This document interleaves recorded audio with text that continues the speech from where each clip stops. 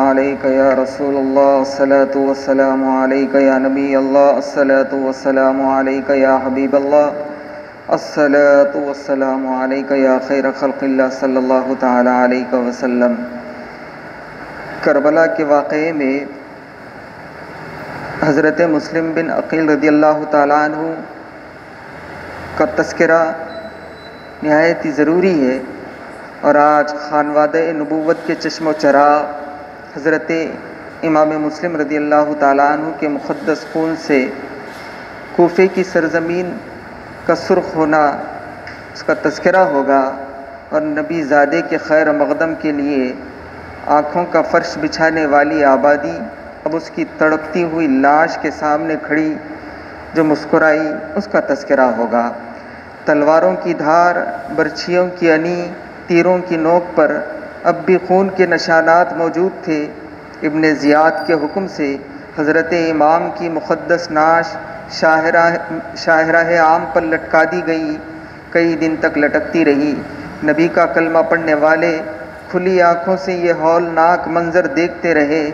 آل رسول کی جان لے کر بھی شقاوتوں کی پیاس نہیں بجھ سکی۔ ہائے رے نیرنگی عالم، زمین و آسمان کی وسیع کائنات جس کے گھر کی ملکیت تھی، آج اس کی تربت کے لیے کوفے میں گز بھر زمین نہیں مل رہی تھی۔ جس کی رحمتوں کے فیضان نے اہل ایمان کی جانوں کا نرخ اونچا کیا، اس کی قیمت کو اونچا کر دیا تھا، آج اسی کے نور نظر کا خون ارزاں ہو گیا، سستا ہو گیا۔ شرم سے سورج نے منہ چھپا لیا، فضاؤں نے سوگ کی چادر اوڑھ لی، اور جب شام آئی تو کوفہ ایک بھیانک تاریکی میں ڈوب گیا۔ مہمان کے ساتھ کوفے والوں کی دغا دھوکہ قیامت تک کے لیے ضرب المثل بن گئی۔ شقاوتوں کی، بدبختوں کی انتہا ابھی نہیں ہوئی تھی۔ جور و ستم کی وادی میں بدبختیوں کا گھنا اندھیرا اور بڑھتا جا رہا تھا۔ اچانک رات کے سناٹے میں ابن زیاد کی حکومت کے ایک منادی نے اعلان کیا، مسلم کے دونوں بچے، حضرت مسلم کے دونوں بچے جو ہمراہ آئے تھے، کہیں روپوش ہو گئے ہیں۔ حکومت کی طرف سے ہر خاص و عام کو اطلاع دی جاتی ہے کہ جو بھی انہیں اپنے گھر میں پناہ دے گا اسے عبرتناک سزا دی جائے گی، اور جو انہیں گرفتار کر کے لائے گا اسے انعام و اکرام سے مالا مال کر دیا جائے گا۔ حضرت امام مسلم رضی اللہ تعالیٰ عنہ کے دونوں یتیم بچے، جن میں سے ایک کا نام محمد تھا اور ان کی عمر 8 سال تھی، اور دوسرے کا نام ابراہیم تھا، ان کی عمر 6 سال تھی، کوفے کے عاشق رسول قاضی شریع کے گھر میں پناہ گزین تھے۔ یہ اعلان سن کر قاضی شریع کا کلیجہ ہل گیا۔ حضرت مسلم کے جگر گوشوں کا دردناک انجام نگاہوں کے سامنے ناچنے لگا۔ دیر تک اسی فکر میں غلطاں رہے کہ کس طرح ان ظالموں کے چنگل سے بچایا جائے۔ کافی غور و خوض کے بعد یہ صورت سمجھ میں آئی کہ راتوں رات بچوں کو کوفے سے باہر منتقل کر دیا جائے۔ اضطراب اور پریشانی کی حالت میں اپنے بیٹے کو آواز دی، نہایت احتیاط کے ساتھ کسی محفوظ راستے سے بچوں کو شہر پناہ کے باہر پہنچا دو۔ رات کو مدینے کی طرف جانے والا ایک قافلہ آبادی کے قریب سے گزر رہا ہے، انہیں کسی طرح ان کے ساتھ لگا دو۔ سفر کا سامان مکمل ہو جانے کے بعد رخصت کرنے کے لیے دونوں بچوں کو سامنے بلایا۔ جو ہی ان پر نظر پڑی، فرط غم سے آنکھیں بھیگ گئیں، ضبط کا پیمانہ چھلک اٹھا، منہ سے ایک چیخ نکلی۔ بے تاب ہو کر دونوں بچوں کو سینے سے لگایا، پیشانی چومی، سر پر ہاتھ رکھا، اور سکتے کی حالت میں دیر تک دم بخود رہے۔ باپ کی شہادت کے واقعے سے بچے اب تک بے خبر رکھے گئے تھے، نہ انہیں یہی بتایا گیا تھا کہ اب خود ان کی ننھی گردنیں بھی خون آشام یعنی تلواروں کی زد پہ ہیں۔ قاضی شریع کی اس کیفیت پر بچے حیرت سے ایک دوسرے کا منہ تکنے لگے۔ بڑے بھائی نے حیرانی کے عالم میں دریافت کیا، ہمیں دیکھ کر بے اختیار رونے کی وجہ سمجھ نہیں آ رہی ہے۔ اچانک اتنی رات کو پاس بلا کر ہمارے سروں پر شفقت کا ہاتھ رکھنا بے سبب نہیں ہے۔ اس طرح کی پھوٹ پڑنے والی ہمدردی تو ہمارے خاندان میں یتیموں کے ساتھ کی جاتی ہے۔ تیر و نشتر کی طرح دل میں آر پار ہو جانے والا یہ جملہ ابھی ختم نہیں ہو پایا کہ پھر فضا میں ایک چیخ بلند ہوئی۔ قاضی شری نے برستی ہوئی آنکھوں کے ساتھ گلگیر آواز میں بچوں کو جواب دیا، گلشن رسول کے مہکتے ہوئے غنچوں، کلیجہ منہ کو آ رہا ہے، زبان میں تاب گویائی نہیں ہے، کس طرح خبر دوں کہ تمہارے ناس کا چمن اجڑ گیا، تمہاری امیدوں کا آشیانہ دن دہاڑے ظالموں نے لوٹ لیا۔ ہائے تم پردیس میں یتیم ہو گئے، تمہارے باپ کو کوفیوں نے شہید کر ڈالا، اور اب تمہاری ننھی جان بھی خطرے میں ہے۔ آج شام ہی سے خون کے پیاسے تمہاری تلاش میں ہے، ننگی تلواریں لیے ہوئے حکومت کے جاسوس تمہارے پیچھے لگ گئے ہیں۔ یہ خبر سن کر دونوں بچے ہیبت اور خوف سے کانپنے لگے، ننھا سا کلیجہ سہم گیا، پھولوں کی شاداب پنکھڑی مرجھا گئی، منہ سے ایک چیخ نکلی، غش کھا کر زمین پر گر پڑے۔ ہائے رے تقدیر کا تماشا، ابھی چند ہی دن ہوئے کہ ماں کی ممتا نے پیار کی ٹھنڈی چھاؤں میں مدینے سے رخصت کیا تھا، ناز اٹھانے کے لیے باپ کی شفقتوں کا قافلہ ساتھ ساتھ چل رہا تھا۔ اب نہ باپ کا دامن ہے کہ پکڑ کر مچل جائیں، نہ ماں کا آنچل ہے کہ سہم جائیں تو منہ چھپائیں، کچی نیند سو کر اٹھنے والے اب کسے آواز دیں، کون ان کی پلکوں کا آنسو اپنی آستین میں جذب کرے گا۔ آہ غنچوں کی وہ نازک پنکھڑی جو شبنم کا بار بھی نہیں اٹھا سکتی، آج اس پر غم کا پہاڑ ٹوٹ پڑا۔ پردیس میں ننھی جانوں کے لیے باپ کی شہادت ہی کی خبر کیا کم قیامت تھی کہ اب خود اپنی جان کے بھی لالے پڑ گئے۔ خزاں یعنی موت ننگی تلوار لیے سر پر کھڑی تھی، آنکھوں کے سامنے امیدوں کا چراغ گل ہو رہا تھا۔ قاضی شری سے بچوں کا بلک بلک کر رونا اور بچھاڑے کھا کھا کر تڑپنا دیکھا نہیں جا رہا تھا۔ بڑی مشکل سے انہوں نے تسلی دیتے ہوئے کہا کہ بنو ہاشم کے نونہالو، اس طرح پھوٹ پھوٹ کر مت رو، دشمن دیوار سے کان لگائے کھڑے ہیں، تم اپنے باپ کی ایک مظلوم یادگار ہو، تاجدار عرب کی ایک مقدس امانت ہو۔ نازک آبگینوں کو کہیں ٹھیس لگ گئی تو میں عرصہ محشر میں منہ دکھانے کے لائق نہیں ہوں گا، اس لیے میری کوشش ہے کہ کسی طرح تمہیں مدینے کے دارالامان تک پہنچا دوں۔ اسی وقت رات کے سناٹے میں تم دونوں ہمارے بیٹے کے ہمراہ کوفے سے باہر نکل جاؤ، جو قافلہ مدینے کی طرف جا رہا ہے اس میں شامل ہو جاؤ، اور اپنے نانا جان کے جوار رحمت میں پہنچ کر ہماری طرف سے درود و سلام کی نظر پیش کر دینا۔ اچھا جاؤ، خدا حافظ، اب اللہ تبارک و تعالیٰ تم کو اپنی حفظ و امان میں رکھے۔ بھیگی پلکوں کے سائے میں قاضی شری نے بچوں کو رخصت کیا۔ پاسبانوں جاسوسوں کی نگاہوں سے چھپا کر قاضی شری کے بیٹے نے بحفاظت تمام انہیں کوفے کی شہر پناہ کے باہر پہنچا دیا۔ سامنے کچھ ہی فاصلے پر ایک گزرتے ہوئے قافلے کی گرد دھول نظر آئی، انگلی کے اشارے سے بچوں کو دکھلایا۔ اشارہ پاتے ہی تیزی سے بچے قافلے کی طرف دوڑے، نگاہوں سے اوجھل ہو گئے۔ رات کا وقت، دہشت خیز سناٹا، بھیانک اندھیرا، خوف و ہیبت میں ڈوبا ہوا ماحول، آغوش مادر کی تازہ بچھڑی ہوئی ننھی جانیں، نہ ہاتھ میں عقل و شعور کا چراغ، نہ ساتھ میں کوئی رفیق و رہبر، تھوڑی دور چل کر راستہ بھول جاتے۔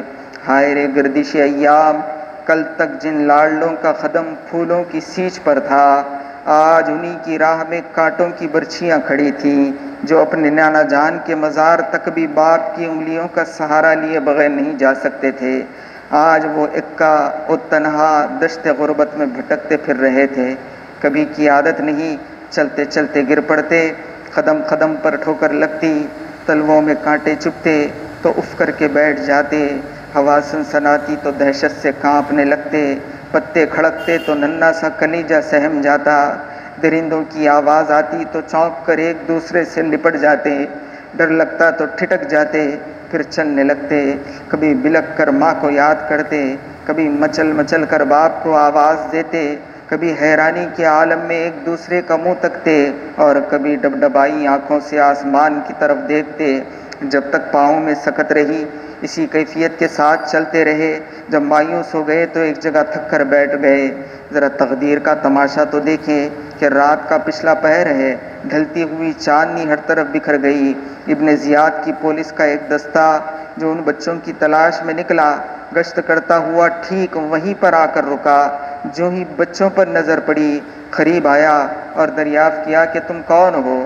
بچوں نے یہ سمجھ کر کہ یتیموں کے ساتھ ہر شخص کو ہمدردی ہوتی ہے، اپنا سارا حال صاف صاف بیان فرما دیا۔ ہائے رے بچپن کی معصومی! ان بھولے بھولے نونہالوں کو کیا خبر تھی کہ وہ خون کے پیاسوں کو اپنا پتہ بتا رہے ہیں۔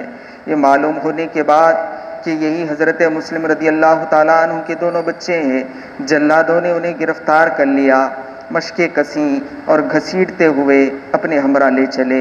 یہ دردناک منظر دیکھ کر ڈوبتے ہوئے تاروں کی آنکھیں جھپک گئیں، چاند کا چہرہ فق ہو گیا۔ شدت کرب سے ابن عقیل رضی اللہ تعالیٰ عنہ کے یتیم بلبلا اٹھے۔ دل ہلا دینے والی ایک فریاد صحرا میں گونجی، ہم بن باپ کے بچے، ہماری یتیمی پر رحم کرو۔ رات بھر چلتے چلتے پاؤں میں چھالے پڑ گئے، ہماری مشقیں کھول دو، اب اذیت برداشت کرنے کی سکت باقی نہیں۔ نانا جان کا واسطہ، ہمارے گھائل جسم پر ترس کھاؤ، سنسان جنگل میں یتیموں کی فریاد سن لو۔ اس نالے درد سے، اس فریاد سے دھرتی کا کلیجہ ہل گیا، لیکن سنگ دل ظالم شقی القلب ذرا بھی متاثر نہیں ہوئے۔ ترس کھانے کے بجائے ظالموں نے فرط غضب میں پھول جیسے رخساروں پر تماچے مارتے ہوئے جواب دیا، تمہاری تلاش میں کئی دن سے آنکھوں کی نیند اڑ گئی ہے، کھانا پینا حرام ہو گیا ہے، اور تم راہ فرار اختیار کر کے جنگل جنگل چھپتے پھر رہے ہو۔ جب تک تم کیفر کردار کو نہیں پہنچ جاتے، تم پر کوئی رحم نہیں کیا جائے گا۔ تماچوں کی ضرب سے نور کے سانچے میں ڈھلی ہوئی صورتیں مان پڑ گئیں، چہرے پر انگلیوں کے نشانات ابھر آئے۔ رونے کی بھی اجازت نہیں تھی کہ دل کا بوجھ ہلکا ہوتا۔ ایک گرفتار پنچھی کی طرح سے سکتے، لرزتے، کانپتے، سر جھکاتے، شکنجے میں کسے قدم قدم پر جفاکاروں کے ظلم و ستم کی چوٹ کھاتے رہے۔ اب امید کا چراغ گل ہو چکا تھا، دل کی آس ٹوٹ چکی تھی، سب کو آواز دے کر تھک چکے تھے، کہیں سے کوئی چارہ گر نہیں آیا۔ بالآخر ننھا سا دل مایوسیوں کی اتاہ ساگر میں ڈوب گیا۔ اب موت کا بھیانک سایہ دن کے اجالے میں نظر آ رہا تھا۔ اسی عالم یاس میں، مایوسی کے عالم میں، وہ کشاں کوفے کی طرف بڑھ رہے تھے۔ اپنے مستقر پر پہنچ کر سپاہیوں نے ابن زیاد کو خبر دی، حکم ہوا کہ بچوں کو قید خانے میں ڈال دیا جائے، اور جب تک دمشق سے کوئی اطلاع نہیں آ جاتی کڑی نگرانی رکھی جائے۔ حکومت کے سپاہی ابن زیاد کی ہدایت کے بموجب دونوں بچوں کو داروغہ جیل کے حوالے کر کے چلے گئے۔ داروغہ نہایت شریف النفس، دل و جان سے نثار اہل بیت تھا۔ اس نے نہایت ہی عقیدت و محبت کے ساتھ ہاشمی شہزادوں کی راحت و آسائش کا انتظام کیا۔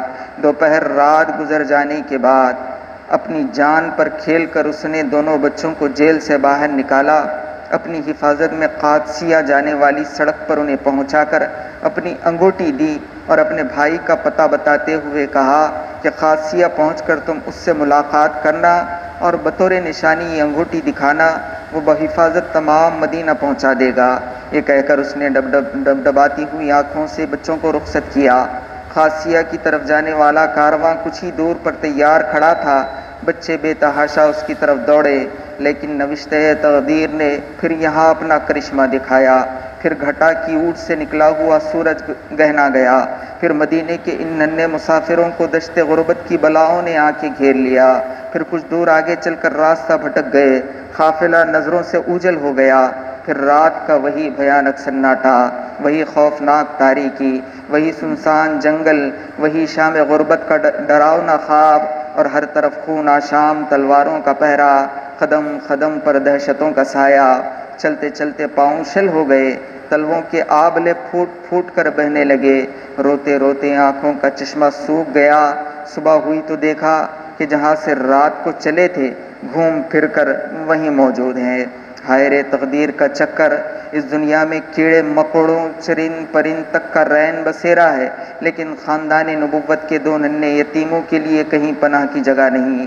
جب سویرا ہوا، ہر طرف لوگوں کی آمد و رفت شروع ہو گئی تو کل کی گرفتاری کا واقعہ یاد کر کے بچے بے قرار ہو گئے۔ دشمن کی نظر سے چھپنے کے لیے ہر طرف نظر دوڑائی، لیکن چٹیل میدان میں کوئی محفوظ جگہ نہیں مل سکی۔ حیرانگی، بے چارگی، مایوسی، خوف و ہراس کے عالم میں دونوں بھائی حسرت سے ایک دوسرے کا منہ تکنے لگے۔ ننھا سا دل، کمسینی کی عقل، کچھ سمجھ میں نہیں آ رہا تھا کہ کہاں جائیں، کیا کریں۔ انجام سوچ کر آنکھیں ڈبڈبا آتیں۔ تھوڑی سی دور پر ایک چشمہ بہہ رہا تھا۔ بڑے بھائی نے چھوٹے بھائی سے کہا کہ چلو وہاں ہاتھ منہ دھو لیں، نماز فجر کا وقت بھی ہو گیا۔ خدا کی طرف سے اگر ہمارا آخری وقت ہی آ گیا ہے تو اب اسے کوئی ٹال نہیں سکتا۔ چشمے کے قریب پہنچ کر انہیں ایک بہت پرانا درخت نظر آیا۔ اس کا تنا اندر سے کھوکھلا تھا۔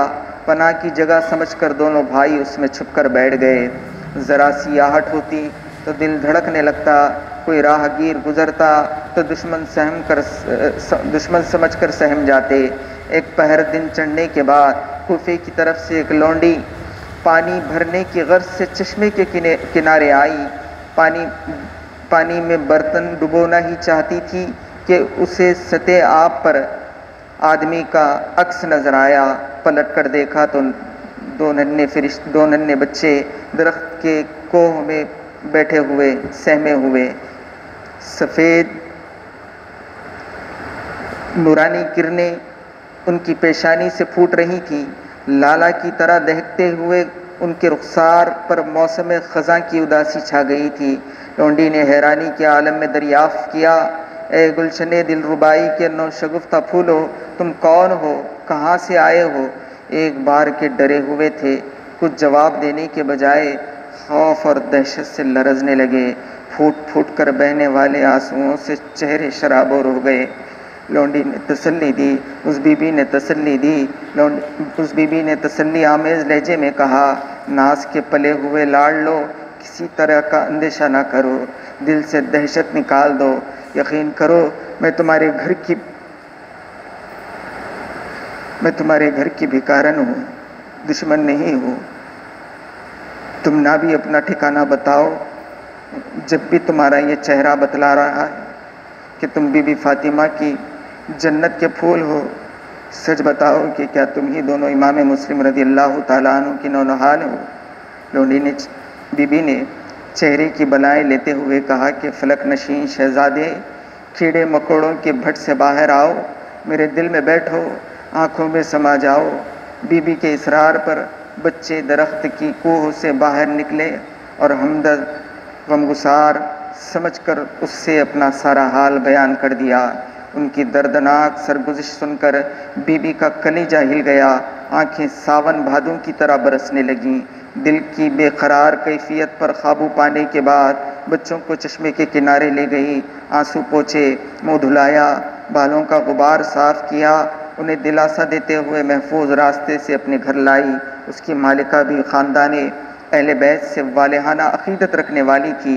اپنی مالکہ کے سامنے دونوں بچوں کو پیش کرتے ہوئے کہا، خوش نصیب بی بی، چمنستان فاطمی کے 2 پھول لے کر آئی ہوں۔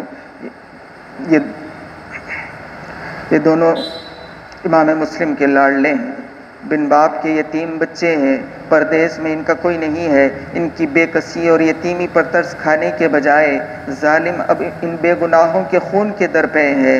خوف اور دہشت سے ننھا سا کلیجہ سوکھ گیا ہے۔ ہاشمی گھرانے کے یہ دونوں لال ڈر کے مارے درخت کی ایک کوہ میں چھپے ہوئے تھے۔ بی بی، سورج سوا نیزے پر آ گیا ہے، لیکن گہوارے مادر سے نکلے ہوئے ان شیرخوار بچوں کے منہ میں ایک کھیل بھی اب تک نہ پڑی۔ مالکہ یہ سارا ماجرا سن کر تڑپ گئی، گریہ بے اختیار سے اس کے آنچل کا دامن بھیگ گیا۔ وارفتگی شوق میں بچوں کو گود میں بٹھا لیا، چہرے کی بلائیں لی، سر پر ہاتھ پھیرا، نہلا دھلا کر کپڑے بدلوائے، آنکھوں میں سرما لگایا، زلفیں سنواری، کھلا پلا کر ایک محفوظ کوٹری میں آرام کرنے کے لیے بستر لگا دیا ہے۔ قدم قدم پر شفقت اور پیار کا پھوٹتا ہوا سیلاب دیکھ کر غریب الوطن بچوں کو ماں یاد آ گئیں۔ یکایک ممتا کی گود کا پلا ہوا ارمان مچل اٹھا، بےتاب ہو کر رونے لگے۔ پھول جیسے رخساروں پر ڈھلکتے ہوئے آنسو دیکھ کر مالکہ بے چین ہو گئیں۔ دوڑ کر سینے سے لگایا، اپنے آنچل کے پلوں سے آنسو پوچھے، تسلی دیتے ہوئے کہا کہ آنکھ کے تارو، اس گھر کو اپنا گھر سمجھو، تمہارے قدموں پر میری جان نثار، میری روح صدقے، میں جب تک زندہ رہوں گی تمہارا ہر ناز اٹھاؤں گی، تمہارے دم قدم سے میرے ارمانوں کا چمن کھل گیا ہے، میرے آنگن میں جھماجھم نور کی بارش ہو رہی ہے، رات کی بھیانک سیاہی ہر طرف پھیل گئی۔ امام مسلم رضی اللہ تعالیٰ عنہ کے یتیم بچوں کی تلاش میں حکومت کے جاسوس اور دنیا کے لالچی کتے گلی گلی پھر رہے تھے۔ کافی دیر تک گھر کی مالکہ اپنے شوہر حارث کے انتظار میں جاگتی رہی۔ ایک پہر رات ڈھل جانے کے بعد وہ ہانپتا کانپتا تھکا ماندہ گھر واپس لوٹا۔ بیوی نے حال دیکھ کر اچنبھے سے پوچھا، آج اتنے پریشان اور بے حال کیوں نظر آتے ہیں؟ کچھ دم لینے کے بعد جواب دیا، تمہیں شاید خبر نہیں کہ باغی مسلم کے ہمراہ ان کے 2 بچے بھی آئے تھے۔ کئی دن تک وہ کوفہ میں روپوش رہے، چھپے رہے۔ پرسوں صبح کو مدینے کی طرف جانے والے راستے کے قریب انہیں گرفتار کر کے جیل میں ڈال دیا گیا تھا، اور کل رات کے کسی حصے میں داروغہ جیل کی سازش سے وہ فرار ہو گئے۔ ابن زیاد کی طرف سے عام منادی کر دی گئی کہ جو انہیں پکڑ کر لائے گا اسے منہ مانگا انعام دیا جائے گا۔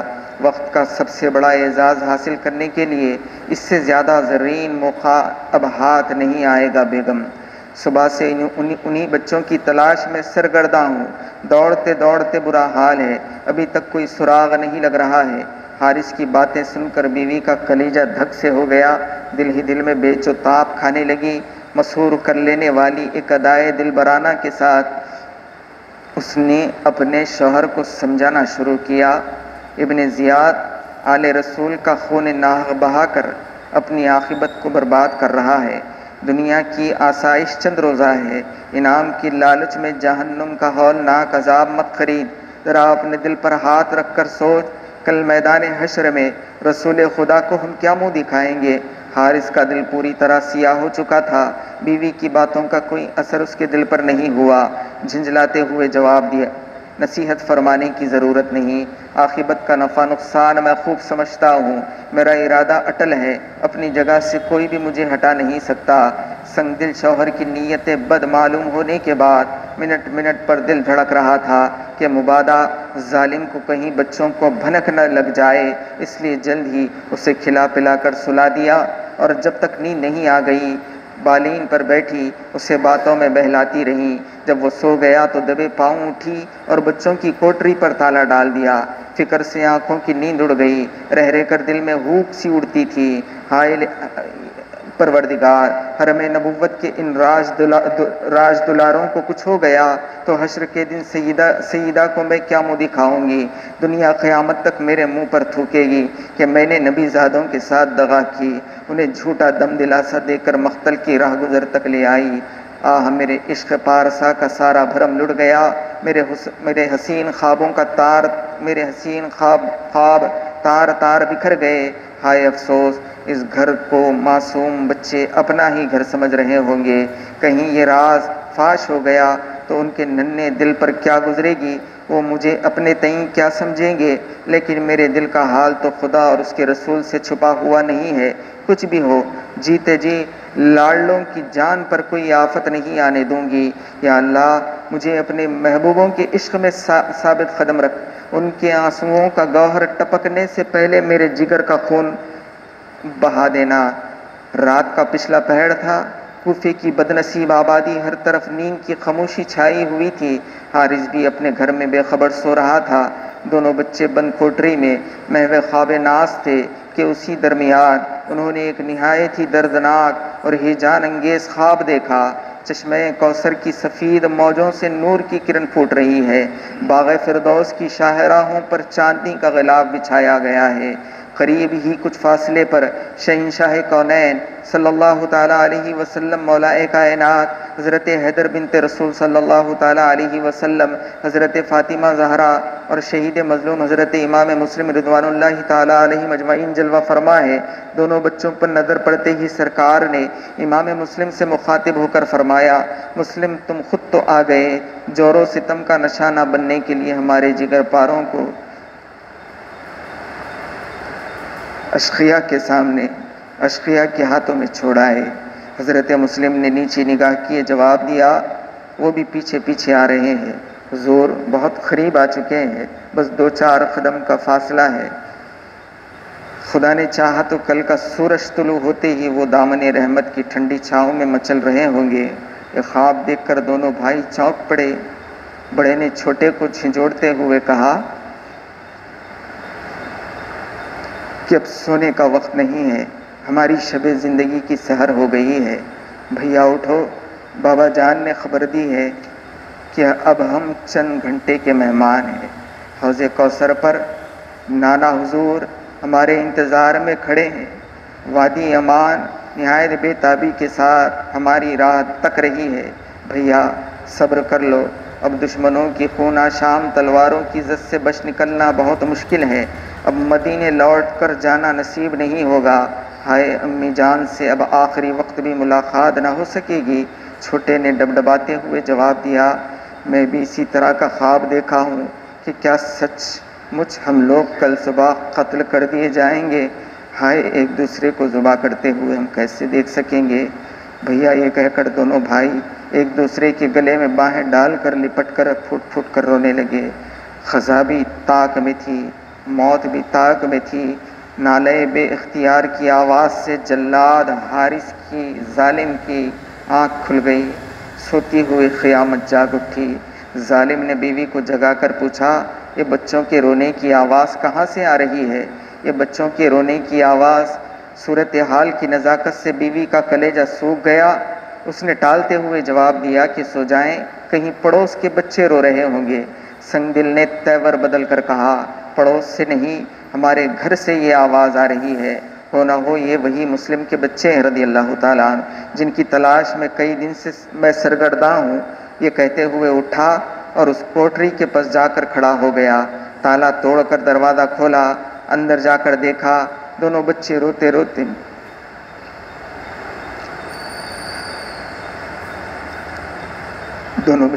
روتے بے حال ہو گئے۔ نہایت ہی سخت لہجے میں دریافت کیا کہ تم کون ہو؟ اچانک اس اجنبی کی آواز پر بچے سہم گئے، لیکن چونکہ اس گھر کو اپنا دارالامان سمجھے ہوئے تھے، یہ کہتے ہوئے ذرا بھی تامل نہ ہوا کہ ہم امام مسلم کے یتیم بچے ہیں۔ یہ سن کر ظالم غصے سے دیوانہ ہو گیا، میں تو چاروں طرف ڈھونڈ ڈھونڈ کر ہلکان ہو رہا ہوں اور آپ ہمارے گھر مہمان بنے ہوئے۔ یہ کہتے ہوئے آگے بڑھا، نہایت ہی بے رحمی کے ساتھ ان ننھے یتیموں کے رخساروں پر تماچے برسانا شروع کیا۔ شدت کرب سے دونوں بھائی بلبلا اٹھے۔ بے تحاشا بیوی دوڑی اور یہ کہتے ہوئے درمیان میں حائل ہو گئی، ارے ظالم یہ کیا کر رہا ہے؟ ارے یہ فاطمہ کے راج دلارے ہیں، ان کی چاند جیسی صورتوں پر ترس کھا، ہاتھ روک لے ستمگر، جنت کے پھولوں کا سہاگ مت لوٹ، چمنستان قدس کی نازک کلیوں کو گھائل مت کر، بن باپ کے دکھیاروں کا کچھ تو خیال کر ظالم۔ پھر ممتا کی جھونک میں اٹھی اور اس کے قدموں پر اپنا سر پٹکنے لگی، لے میرا سر کچل کر اپنی ہوس کی آگ بجھا لے، لیکن فاطمہ کے جگر پاروں کو بخش دے۔ غصے میں چور سنگ دل شوہر نے اسے اتنے زور کی ٹھوکر ماری کہ وہ پتھر کے ایک ستون سے ٹکرا کر لہو لہان ہو گئی۔ تماچا مارتے مارتے جب تھک گیا تو شقی ازلی نے، اس جلاد نے دونوں بھائیوں کی مشق کسی اور غلاف کعبہ کی لٹکتی ہوئی زلفوں کو زور سے کھینچا اور آپس میں ایک دوسرے سے باندھ دیا۔ ہمارے دہشت کے بچوں کا خون سوکھ گیا، حلق کی آواز پھنس گئی، آنکھوں کے آنسو سوکھ گئے اور اس کے بعد سیاہ بخت یہ کہتا ہوا کوٹری کے باہر نکل گیا، جس قدر تڑپنا ہے صبح تک تڑپ لو، دن نکلتے ہی میری چمکتی ہوئی تلوار تمہیں ہمیشہ کے لیے چین کی نیند سلا دے گی۔ دروازہ مقفل تھا، اندر کا حال خدا جانے۔ ویسے ہی ننھی جانوں میں اب تاب ہی کہاں تھی کہ نالوں کا شور بلند ہوا۔ البتہ زندان کی کوٹری سے تھوڑے تھوڑے وقفے پر آہستہ آہستہ کرانے کی آواز آ رہی تھی، بلا لو قیامت کو، بڑا ناز ہے اسے مناظر کی ہولناکی پر۔ سوا نیزے والے آفتاب کی روشنی میں، اور وہ بھی سیدہ کے شیرخوار بچوں کی اسیری کا تماشا دیکھ لے، اور ذرا محشریوں کو بڑھ کے آواز دو، وہ بھی گواہ ہو جائیں کہ جس محمد عربی صلی اللہ علیہ وسلم کے اشارے ابرو پر کل ان کی بیڑیاں ٹوٹ کے گرنے والی ہیں، آج انہی کے گود کے لاڈلے زنجیروں میں سسک رہے ہیں۔ ہائے رے مقام بلند کی قیامت آرائیاں، بڑے بڑے لالا رخوں، مہ جبینوں، گل رویوں اور نگار خانہ جمال تو نے دن دہاڑے لوٹ لیا، تیرے خلاف کہیں داد و فریاد بھی نہیں ہو سکی۔ ارمانوں کے خون کی سرخیاں لیے ہوئے لرزتی کانپتی سحر طلوع ہوئی، گھنے بادل کی اوٹ میں منہ چھپائے سورج نکلا، جو ہی دشمن ایمان نے حارث نے اپنی خون آشام تلوار اٹھائی، زہر میں بجھا ہوا خنجر سنبھالا، خون خوار درندے کی طرح کوٹری کی طرف لپکا، نیک بخت بی بی نے دوڑ کر پیچھے سے اس کی کمر تھام لی، جفاکار نے اتنے زور کا اسے جھٹکا دیا کہ سر ایک دیوار سے ٹکرا گیا اور وہ آہ کر کے زمین پر گر پڑی۔ بیوی کو گھائل کرنے کے بعد جوش غضب میں دروازہ کھول کر اندر داخل ہو گیا، اور ہاتھ میں ننگی تلوار، چمکتا ہوا خنجر دیکھ کر دونوں بھائی لرز گئے، خوف سے نرگسی آنکھیں بند ہو گئیں۔ ابھی وہ اس ہولناک دہشت سے کانپ ہی رہے تھے کہ سیاہ بخت نے آگے بڑھ کر دونوں بھائیوں کی زلفیں پکڑیں، نہایت بے دردی کے ساتھ انہیں گھسیٹتا ہوا باہر لایا۔ تکلیف کی شدت سے معصوم بچے تل ملا اٹھے، پچھاڑے کھا کھا کر اس قدر روئے اور فریاد کرنے لگے، لیکن سنگ دل کو ترس نہ آنا تھا، نہ آیا۔ لہو میں شراب اور پاک تینت بی بی پھر اٹھی اور بھپری ہوئی شیرنی کی طرح گرجتے ہوئے کہا، آخر گھسیٹ کر کہاں لے جا رہا ہے؟ ان بے گناہ مسافروں کو دشمنی تھی تو ان کے باپ سے تھی، 4 دن کے معصوم بچوں سے کیا دشمنی؟ تو ان کا خون بہانے پر کیوں تلا ہوا ہے؟ ساری دنیا یتیم بچوں پر ترس کھاتی ہے، اور تو رات سے انہیں شکنجے میں کسے ہوئے تھپڑوں سے مار مار کر تو نے ان کا پھول سا چہرہ لہو لہان کر دیا۔ رحمتوں کی گھٹا کی طرح لٹکتی ہوئی زلفوں کو تو اتنی بے دردی کے ساتھ گھسیٹ رہا ہے کہ بالوں کی جڑوں سے خون بہنے لگا۔ رات سے اب تک مدینے کے یہ نازنین بے آب و دانہ لگاتار تیرے ظلم و ستم کی چوٹ مار کھا رہے ہیں، تجھے ان کی کمسنی پر بھی ترس نہیں آ رہا ہے۔ پردیس میں ان کا کوئی حامی و مددگار نہیں ہے، اس لیے بے سہارا سمجھ کر تو انہیں تڑپا تڑپا کے مار رہا ہے۔ جس نبی کا کلمہ پڑھتا ہے وہ اگر اپنی تربت سے نکل آئے تو کیا ان کے روبرو بھی ان کے نازنین شہزادوں کے ساتھ تو ایسا سلوک کر سکے گا؟ تیرے بازوؤں میں بڑا کسبل ہے، تو کسی کڑیل جوان سے پنجہ لڑا، دودھ پیتے بچوں پہ کیا اپنی شہزوری دکھاتا ہے؟ اس کے سینے میں غیرت ایمانی کا جوش ابل پڑا، اپنی جان پر کھیل کر اب وہ رفاقت حق کا آخری فیصلہ کرنا چاہتی تھی۔ جذبات میں بے قابو ہو کر اس نے جیسے ہی بچوں کو اس کے ہاتھ سے چھڑانے کی کوشش کی، اس بدبخت نے پھر ایک بھرپور گھونسا اس بی بی کے سینے پر مارا، وہ غش کھا کر زمین پر گر پڑی اور اس کی باندی سامنے آئی اور وہ بھی تیغ ستم سے گھائل ہو گئی۔ اس کے بعد شکنجے میں کسے ہوئے دونوں بھائیوں کو گھسیٹ کر وہ باہر لایا، سامان کی طرح خچر پر لاد کر دریائے فرات کی طرف چل پڑا۔ رسیوں میں جکڑے ہوئے حضرت مسلم رضی اللہ تعالیٰ عنہ کے یتیم زندانی اب مقتل کی طرف آہستہ آہستہ بڑھ رہے تھے۔ مایوس چہروں پر بے بسی کی حسرت برس رہی تھی، دم بدم دل کی دھڑکن تیز ہوتی جاتی تھی۔ رہ رہ کے بچھڑی ہوئی ماں کی آغوش شفقت و پیار کا گہوارہ، مدینے کا دارالامان، حجرہ عائشہ صدیقہ رضی اللہ تعالیٰ عنہا میں گیتی کی آخری پناہ گاہ یاد آ رہی تھی۔ کچلے ہوئے ارمانوں کے ہجوم میں چھوٹے بھائی کی آنکھیں ڈبڈبائیں۔ طویل خاموشی کے بعد اب آنسوؤں کا تھما ہوا طوفان ابل پڑا۔ بڑے بھائی نے آستین سے آنسو پوچھتے ہوئے کہا، جان عزیز صبر کرو، صبر کرو، ہمت سے کام لو، اب زندگی کی گنتی کے چند سانسیں باقی رہ گئی ہیں، انہی بے تابیوں کی ہی جان سے رائے گاں مت کرو۔ وہ دیکھو کہ دریائے فرات کی سطح پر چشمہ کوثر کی سفید موجیں ہمیں سر اٹھا اٹھا کر دیکھ رہی ہیں۔ اب اس جہان بے وفا سے اپنا لنگر اٹھا لو، چند ہی قدم کے بعد عالم جاوید کی سرحد شروع ہو رہی ہے، بس 2 گھڑی میں ہم اس جفا پیشہ دنیا کی دسترس سے باہر نکل جائیں گے۔ تھوڑی دور چلنے کے بعد دریائے فرات نظر آنے لگا۔ جلاد نے اپنی تلوار چمکاتے ہوئے کہا کہ سانپ کے بچوں، دیکھ لو اپنا مقتل، یہیں تمہارا سر قلم کر کے سارے جہاں کے لیے ایک عبرتناک تماشا چھوڑ جاؤں گا۔ یہ سن کر بچوں کا خون سوکھ گیا۔ کنارے پہنچ کر شقی ازلی نے انہیں خچر سے اتارا، مشقیں کھولی، سامنے کھڑا کیا۔ اب کھلی آنکھوں سے سر پہ منڈلاتی ہوئی موت دیکھ رہے تھے۔ بے بسی کے عالم میں ڈبڈباتی ہوئی آنکھوں سے آسمان کی طرف تکنے لگے۔ جو ہی بھوے تانی تیور چڑھائے، قتل کے ارادے سے اس نے اپنی تلوار بے نیام کی۔ مظلوم بچوں نے اپنے ننھے ہاتھ اٹھا کر رحم کی درخواست کی۔ اتنے میں ہانپتی کانپتی گرتی پڑتی پیکرے وفا بی بی پھر دوبارہ آ پہنچی۔ آتے ہی اس نے پیچھے سے اپنے شوہر کا ہاتھ پکڑ لیا اور ایک عاجز اور درماندہ کی طرح خوشامد کرتے ہوئے کہا، خدا کے لیے بھی مان جا، آل رسول کے خون سے اپنا ہاتھ رنگین مت کر، رحم اور غم گساری کے جذبے میں ذرا ایک بار آنکھ اٹھا کر دیکھ، بچوں کی ننھی جان سوکھی جا رہی ہے۔ تلوار سامنے سے ہٹا، نفس کا شیطان پوری طرح مسلط ہو چکا تھا۔ ساری منت سماجت بیکار چلی گئی۔ غصے میں بھرپور تلوار کا ایک وار بیوی پر چلایا۔ وہ پیکر ایمان بی بی گھائل ہو کر تڑپنے لگی۔ بچے یہ دردناک منظر دیکھ کر سہم گئے۔ اب سیابق جلاد اپنی خون آلود تلوار لے کر بچوں کی طرف بڑھا۔ چھوٹے بھائی پر وار کرنا ہی چاہتا تھا کہ بڑا بھائی چیخ اٹھا، خدا را پہلے مجھے ذبح کرو، جان سے زیادہ عزیز بھائی کی تڑپتی ہوئی لاش میں نہیں دیکھ پاؤں گا۔ چھوٹے بھائی نے سر جھکاتے ہوئے خوشامد کی۔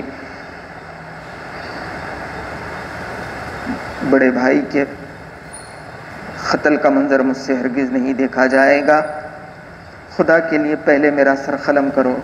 اس لرزہ خیز منظر پر عالم قدس میں ایک ہنگامہ برپا تھا۔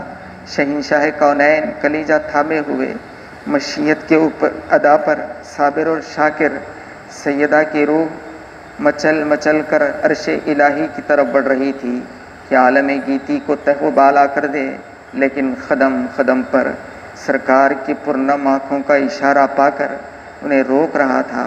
حیدر خیبر شکن اپنی تیغ ذوالفقار لیے ہوئے سرکار کی جنبش لب کے منتظر تھے کہ آنے واحد میں جفا شعاروں کو کفر کردار تک پہنچا دیں۔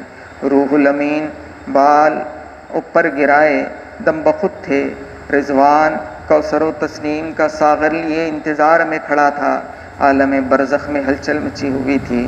ملکوت اعلیٰ پر سکتہ طاری تھا کہ ایک مرتبہ بجلی چمکی، ستارہ ٹوٹا، فضا میں 2 ننھی چیخیں بلند ہوئی، مرکز عالم ہل گیا، چشم فلک چھپک گئی، ہوائیں رک گئیں، دھارے تھم گئے، دھرتی کا کلیجہ شق ہو گیا، حیرت کا طلسم ٹوٹا۔ حضرت امام مسلم عقیل رضی اللہ تعالیٰ عنہ کے یتیم بچے، حضرت امام مسلم کے یتیم کے رضی اللہ تعالیٰ عنہ کے یتیم بچوں کے کٹے ہوئے سر خون میں تڑپ رہے تھے اور لاشیں دریائے فرات کی لہروں کی گود میں ڈوبی جا رہی تھی۔ سلام ہو تم پر اے آل محمد، سلام ہو تم پر اے محمد و ابراہیم رضی اللہ تعالیٰ عنہ۔ اے امام مسلم کے راج دلارو، تمہارے مقدس خون کی سرخی سے آج تک گلشن اسلام کی بہاروں کا سہاگ قائم ہے۔ خدائے غافر و قدیر تمہاری ننھی تربتوں پر شام و سحر رحمت و نور کی بارش فرمائے۔ وما علینا الا البلاغ، ربنا تقبل منا الفاتحہ۔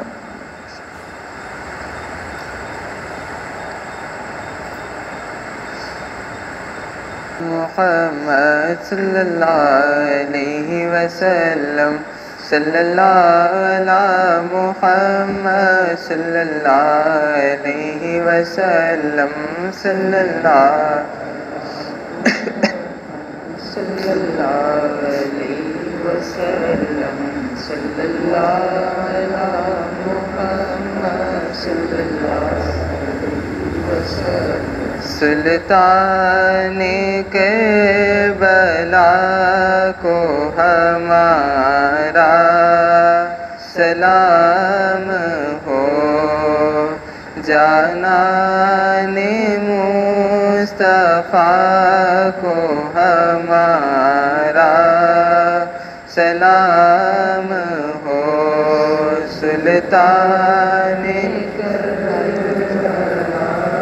کو ہمارا سلام ہو، جانان مصطفیٰ کو ہمارا سلام۔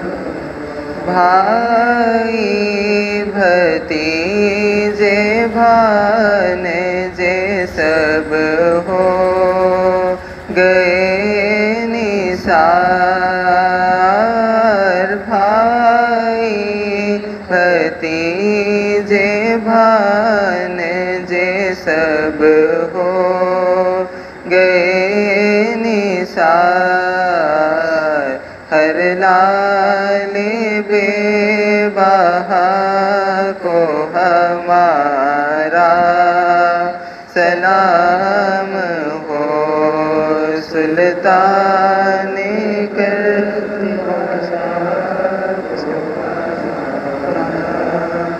سلام ہو، جانان مصطفیٰ کو ہمارا سلام۔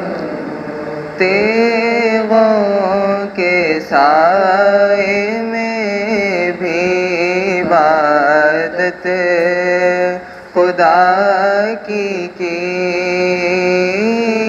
تیغوں کے سائے میں بھی عبادت خدا کی قرآن اولیاء کو ہمارا سلام ہو، سلطان کربلا کو ہمارا سلام ہو، جانان مصطفیٰ کو ہمارا سلام ہو، کہ شہید قوم کی کشتی تیرا گئے، ہو کر شہید قوم کی کشتی تیرا گئے، امت کے ناخدا کو ہمارا سلام ہو، سلطان کربلا کو ہمارا سلام ہو، جانان مصطفیٰ کو ہمارا سلام۔ صلی اللہ تعالی علی خیر خلقہ نور عرشہ محمد وعلی آلہ واصحابہ اجمعین والحمد للہ رب العالمین۔